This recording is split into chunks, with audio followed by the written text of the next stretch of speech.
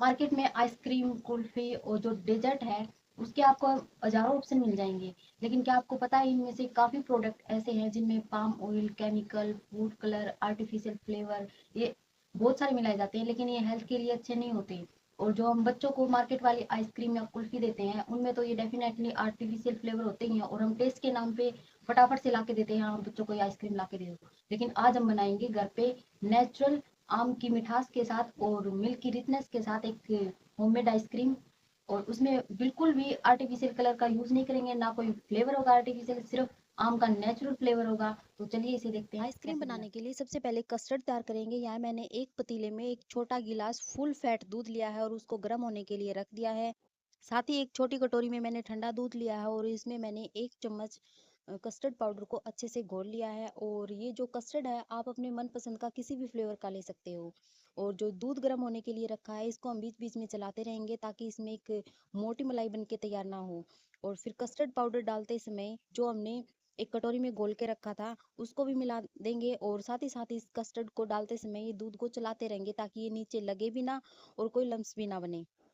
दूध में कस्टर्ड डालने के बाद इसे थोड़ी देर के लिए ऐसे ही चलाते रहेंगे और आंच को हम मीडियम ही रखेंगे ताकि ये कस्टर्ड नीचे जो पतीला है इसके पैंदे में बैठ के जले ना और अच्छे से पक जाए। और इसे गाढ़ा होने तक पकाते रहेंगे। आप देख सकते हैं कि चम्मच पे उंगली डालने से ये एक पतली लेयर के रूप में चम्मच में लग जाता है। और इसे 10 से 15 मिनट के लिए ठंडा कर लेंगे।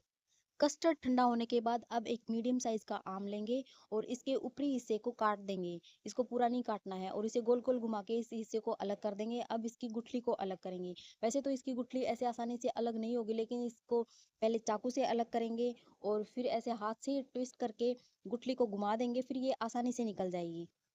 हल्के हाथ से चाकू को गुठली के आसपास घुमाने से ये जो गुठली है आम से बिल्कुल आसानी से अलग हो जाती है। अगर आप ऐसे ही सीधे हाथ से निकालोगे तो थोड़ा मुश्किल होगा इसे निकालना।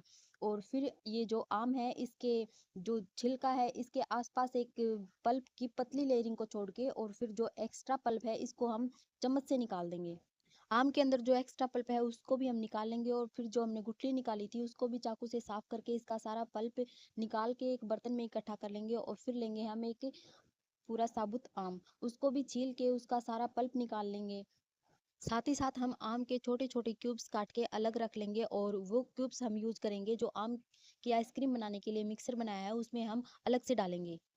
तैयार कस्टर्ड में दोनों आम का पल्प डालने के साथ ही साथ अब इसमें हम डालेंगे मीठा। और यहाँ मैंने मीठे में 5 चम्मच देसी खांड डाली है। मीठा आप अपने हिसाब से डाल सकते हैं, लेकिन आइसक्रीम में अगर आप थोड़ा एक्स्ट्रा मीठा डालेंगे तो उसका टेस्ट और भी अच्छा आएगा।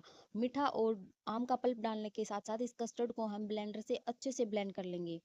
इसे हमें क्रीमी और फ्लफी होने तक ब्लेंड करते रहना है। आइसक्रीम में थोड़े क्रंची टेस्ट के लिए यहाँ मैंने थोड़े से ड्राई फ्रूट्स लिए हैं और इन्हें बिल्कुल बारीक चॉप कर लिया है। आप अपनी पसंद के कोई भी ड्राई फ्रूट्स ले सकते हो, अगर ना पसंद तो इसे स्किप भी कर सकते हो। या मैंने ड्राई फ्रूट्स के साथ साथ जो मैंगो के क्यूब्स काटे थे वो भी साथ साथ डाल के मैंने बिल्कुल अच्छी तरह से इसको मिक्स कर लिया है।